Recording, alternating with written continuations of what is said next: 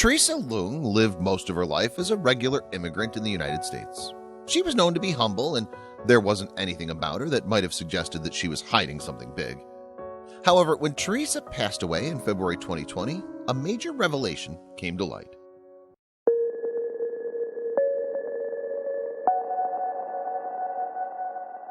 Despite being a fairly private person, Teresa's family thought they'd known her very well.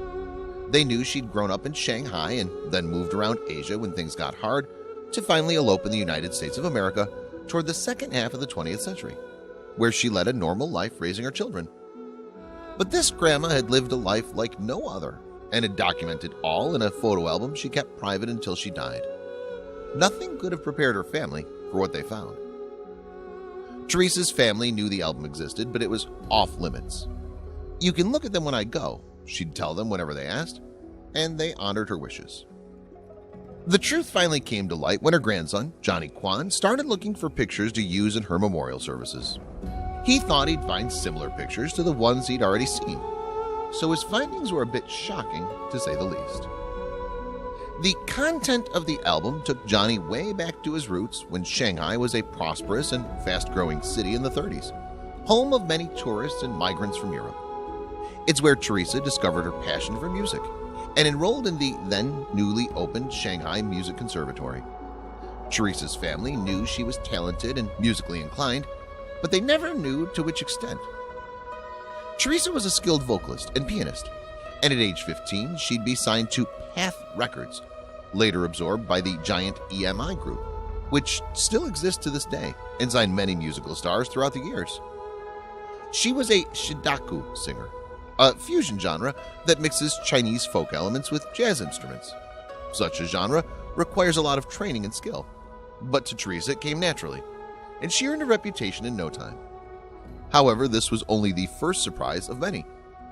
Teresa had many hits and performed in different Shanghai nightclubs where she sang for some of the most notable citizens. Teresa was already a success in her craft and very well known thanks to hits such as Spring Does Not Come, My Youthful Days, and Wang Zhaojun. But her glamorous days in her hometown would not last much longer. Something was about to happen. Teresa's successful youth doesn't mean she didn't experience any hardships.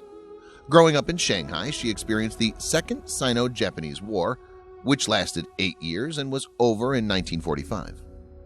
Once World War II was over, China almost immediately entered a difficult civil war between the government and the communists that lasted for about 4 years, leaving countless losses.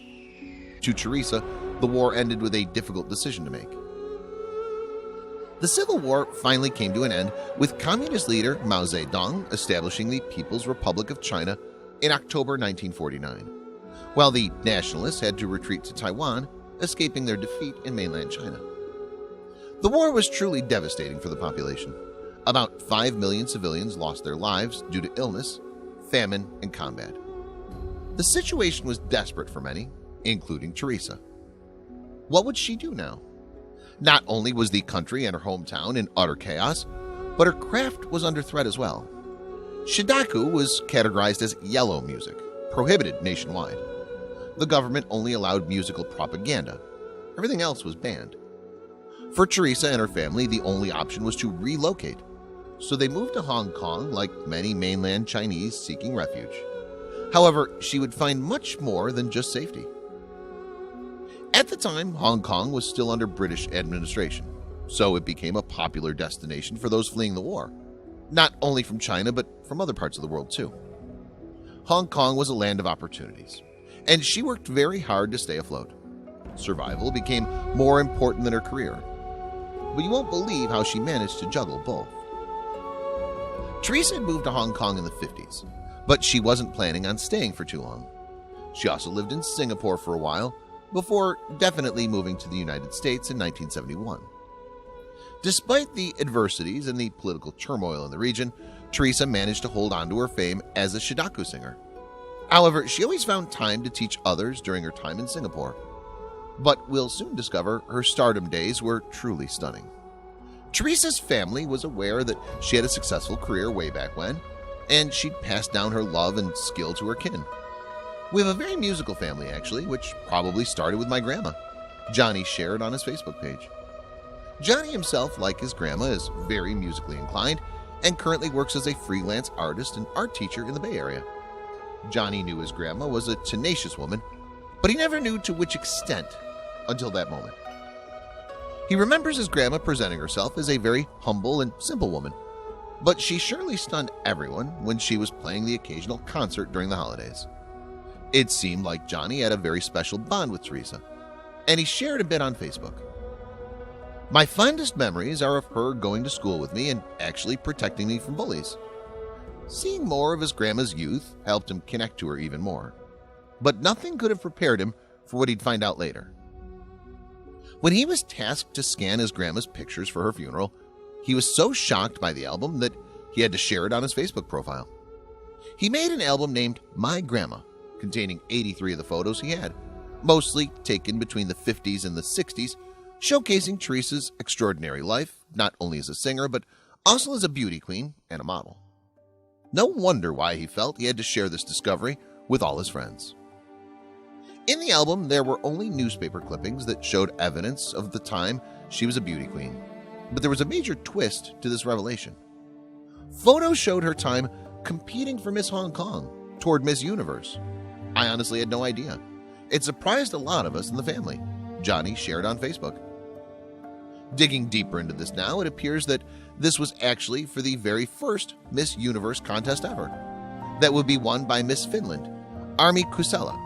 My grandma made it to the semifinals for Miss Hong Kong, but lost to Judy Dan, who would place third in Miss Universe. This was truly surprising, but Teresa's album had so much more in store.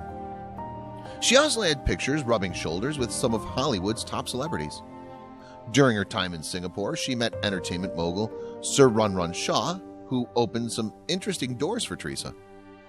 Johnny posted a 1957 picture of his grandma posing with none other than Elizabeth Taylor and her late husband Mike Todd.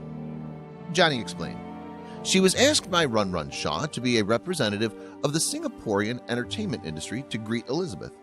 This was all surprising, but you won't expect what came next." But this wouldn't be the only celebrities to be immortalized with Teresa. She's found posing with other recognizable Shidaku faces, such as Gu Mai and Lu Pingping.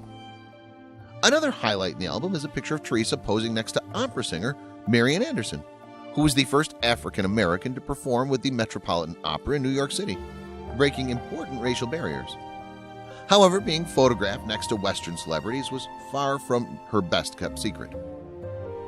Teresa was in her prime in the 50s, having made a name for herself in China, Hong Kong, Singapore, and Malaysia, then British Malaya.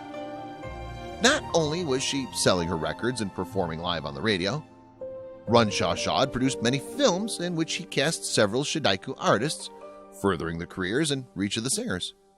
Many of Teresa's friends from the music scene had gone through the silver screen, but Teresa had other plans for herself. Teresa had always been a successful model and brand ambassador. She even modeled for the German beer Beck's, among others. But one picture stood out among the others, a photo of Teresa posing on a motorcycle. This surely was an interesting contrast with the modest grandma he knew. Johnny was in complete shock. It was no surprise that Teresa had had such a wonderful career as a multifaceted artist. Even after all those years, her family remembers her as a very elegant woman. She was very photogenic, so it was hard to tell whether a picture had been planned or was a candid shot of her. Here's Teresa strutting at the first airport in Malaysia. And what came next is even more impressive. She was so charismatic and poised, she was asked to appear in the most important places where there would be cameras. Teresa was very skilled and stood out, which allowed her to forge her own career. But not even being a successful celebrity in her craft would keep her from having to make some tough decisions, like the next one. Teresa was still in her prime, career-wise, when she made a bold move. She wanted to start a family of her own. She decided to get married. She had saved in the album a color photograph of herself in her wedding gown. Check it out. Undoubtedly, the past Teresa had kept hidden for so long was very interesting to her family, but these mementos are the ones they cherish the most. However, Teresa would soon make a difficult decision. After 3 prosperous decades working to make a name for herself, Teresa decided she would try luck in the United States, moving from Singapore. Teresa felt this was a necessary move for the future of her children and grandchildren. She packed her bags and flew all the way to San Francisco. But things wouldn't be so sweet for the Shidaiku star. Once in San Francisco, Teresa did everything she could to support herself using her talents as a singer. It was no easy feat considering she'd moved to a new country where people didn't know her like they had in Asia, and she didn't speak the language fluently, but she was hardworking. Will it be enough for things to go better? Teresa found a way to support herself teaching Chinese, but she kept singing and teaching music however she could. She was even invited to perform occasionally. She told her grandson she'd been a part of a gospel choir during the 70s, which he doubted until he found this album. Her career had taken a crazy turn, but that didn't slow her down. She was invited to perform in Chicago, New York, Los Angeles, and even in Canada and Australia. And that wasn't all. There wasn't much of her personal life in the album, but there were some treasured pictures of Teresa with her own mother or with Johnny's mother and aunt when they were babies that became meaningful in the wake of her passing. Certainly, the pictures made Johnny and his family see Teresa in a new light. Finding out about her secret past helped them cope with her death. The best-kept secret became an enormous gift to Teresa's family. By sharing Teresa's past on Facebook and explaining how much he actually knew, he wrote, "I knew. She'd like to brag about it to others as well. My sister interviewed her in 2008. I have her 2011 CD too. However, to my sister, cousins, and I, she'd heavily downplay it." His relationship with his grandma had been pretty average up until that point. She was just a simple grandma to us like anyone else, who'd bake 9 gao, buy us clothes, and protect me from bullies. Johnny knew this story would be interesting, but he never imagined to what extent.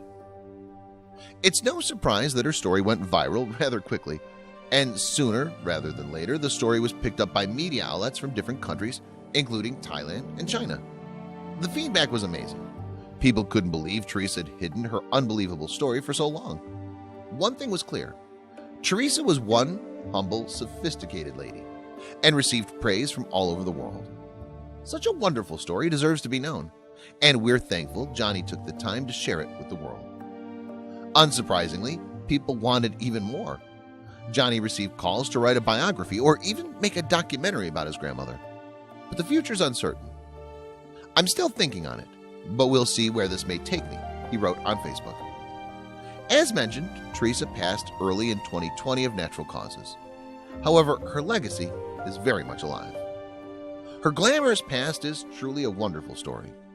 But we're sure not even Teresa herself could have anticipated the reception her story got. Sadly, it's impossible to know her wishes regarding her own story, but we're definitely holding our breaths.